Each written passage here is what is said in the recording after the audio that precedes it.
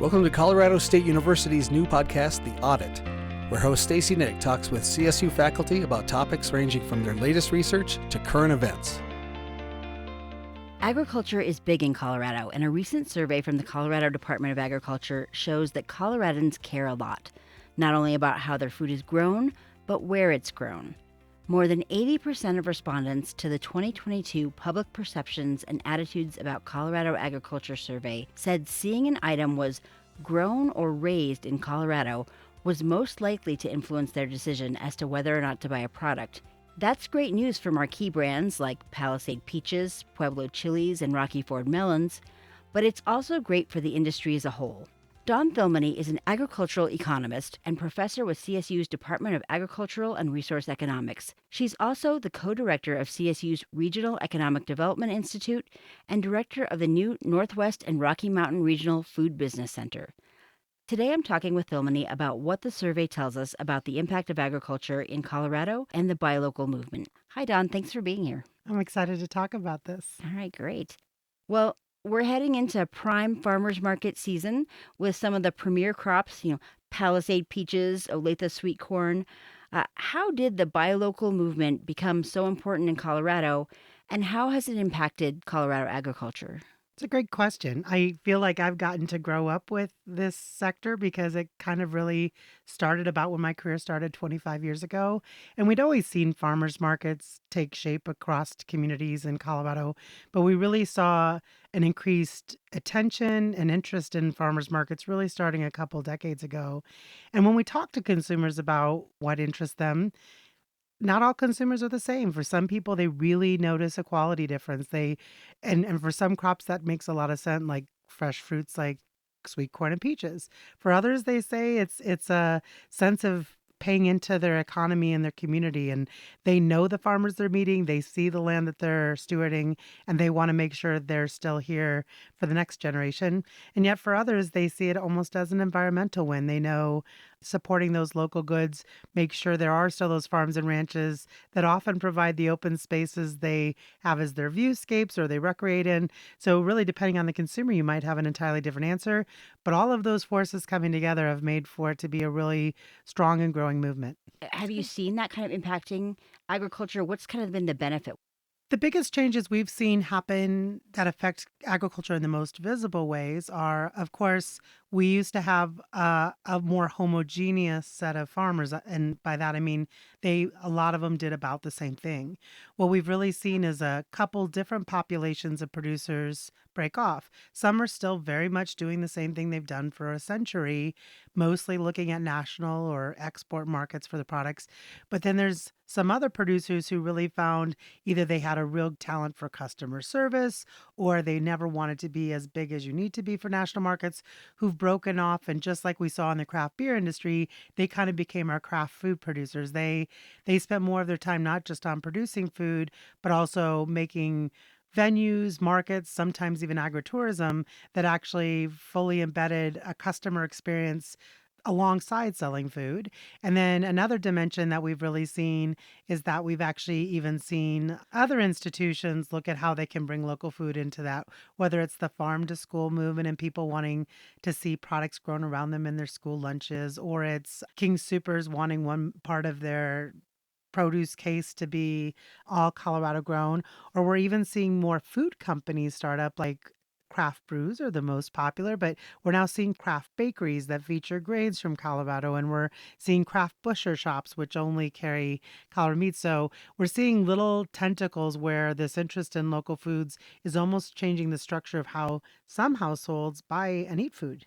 In the survey, 83% of Coloradans reported that knowing a food product was grown or raised in Colorado influenced their purchasing decision when shopping or dining out, even more than terms like organic or gluten-free, things that you would think would have a really direct impact on those decisions.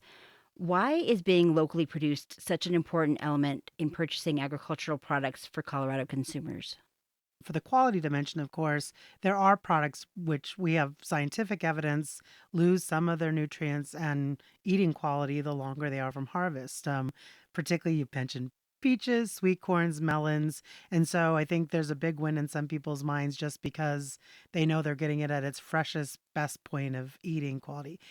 That's, I think, how this started. But like I said, now it's become almost like a marketing relationship. Like people have their personal farmers that they like to go have a talk with at the farmers market, or they stop by their stand, or there's even towns in Colorado who have festivals based off the product that they're highlighting. Loveland still has a sweet corn festival. So I think it's almost become a community building or cultural pride of product in what's from their part of the state. Pueblo chilies is the most nascent here. We've seen the biggest growth there. And then, I think last of all is again, just like people love our Colorado flag, there's just this weird essence in Colorado, a lot of state pride. And I think it just translates to food because when we think about it and it comes down to it, it's the most frequent decision we really make as humans because we tend to eat 1 to 3 times a day. And so you're making a choice about that. So it being top of mind is great for our industry. I think producers would tell you it's been a little harder to navigate because for all the interest in eating local, people still do have their habits and they have this tendency to want to go to a grocery store once a week or the restaurants they want to go to. So when our producers can't quite get their products into exactly the right places, we fall short. But because farmers markets can't carry this all, but we're continuing to see innovative ways producers are getting their product in front of Colorado consumers as much as possible so they can get that market. Is this unique to Colorado, or is this something that they're seeing across the country? We have seen a local and regional food system movement across the entire country, and almost every state has a state brand like our Colorado Proud. But when there's been surveys done on this, we have probably the best brand recognition of any state seal in the country, which is a testament to the great job Colorado Proud has done. But I also think it oddly kind of even fits with our both our outdoor culture because farmers markets are a outdoor way to recreate, but I also think it even fits with our tourist culture. Like I think some people even when they're touristing here come to our markets. Again, we like to even think it might have some connection with the craft brew industry and we were one of the big players in that too, and people just looking for something different than average, and a lot of different foods now have benefited from people looking for that. One of the things that I thought was interesting in the survey results was that the top five products that respondents mentioned as being grown or raised in Colorado, it was corn, peaches, wheat, beef, and cantaloupe. Well, it's interesting. It's mixed because three of those crops and are very big sales leaders for our state. Cattle being, of course, the dominant one, whereas peaches and melons aren't really that big in sales. They're just so visible when they're in season, and they're two of those that the eating quality, some people would argue, is at its best when it's fresh picked. So having it local means a lot. Then you flip to wheat and beef. And I think that's a lot more about people seeing or envisioning as they drive the roads of Colorado. Those are the kinds of farms that are keeping large landscapes as undeveloped viewscapes that are part of what they want to believe their Colorado is. Because in the same survey, we saw the hyper majority of Coloradans really even say agriculture is part of the quality of life of living here. And I think that's because maybe some of them came from more concentrated developed areas and they love the fact that you can get outside of our cities and there's wide open spaces. Agriculture makes a lot of that possible. Yeah, it's interesting because that survey, as you mentioned, it showed overwhelming agreement. I think it was like 98% as to the importance of Colorado's food and agricultural industry, not only to economic development, but to that quality of life that you were talking about. What does that tell you about the current status of the industry, and why is a survey like this important? First of all, it's very reaffirming because, we obviously do this with the Department of Agriculture because the bread and butter of CSU's Ag College and Colorado Department of Ag is knowing that we have the public wanting to make investments in this space.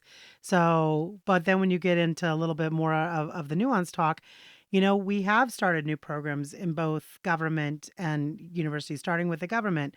They've had the Colorado Proud program for, again, since I've been here 25 years.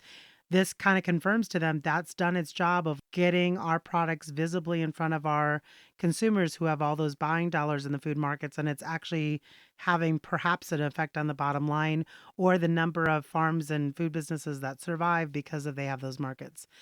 Their newest investments have been in some climate smart agriculture programs. But again, these results also confirm that the respondents said, we think it's appropriate to use public dollars to make sure we have farms going forward. And so it gives them reassurance that their public dollars are being invested appropriately for what the public wants. We at CSU, very similarly, we've had a food systems team for about 20 years, and now we have this new food business center grant. Well, it's pretty confirming that that was a right direction and investment to go in when our population is telling us, yes, please, we want more. And similarly, we're coming alongside the Department of Ag with some of these climate smart programs. Gene Kelly is leading a new climate roadmap for the whole USDA. It's telling us again that the public is there. And what we want to believe about Colorado is we're not that unlike the rest of the United States, but we've tended to be early adopters. We're 3, 5, 10 years ahead of when the rest of the country decides they really want to invest and be in a space. So we like to think of ourselves as early indicators. So of course, it's really important for us to deliver on these investments and promises well, so that we're setting the stage for the whole country who might follow behind us to learn from what we did well and improve on what we could have done better. So it's been a fun place to work at Colorado State because of that, because we've had our public so behind us thinking these are important problems. We're just excited at Colorado State University that we have such a strong partnership with the Colorado Department of Agriculture that they've let us come alongside them to do these surveys. We're now on our 30th year of tracking this for Colorado consumers, because you have a lot of conversations with a lot of people where you think you're working on important problems, but to have a representative sample of Coloradans tell you that the issues that you've chosen to focus on, make policies around, do research in, and teach on are what's top of mind for them is really reaffirming to public institutions like the government and the universities. So we're just really glad our Department of Ag had the foresight to frame a survey like that, and that we've continued it so many years. It's been a great partnership. That was CSU agricultural economist Dawn Thilmany speaking about the results of the recent CDA Public Perceptions and Attitudes About Colorado Agriculture survey. I'm your host, Stacey Nick, and you're listening to The Audit.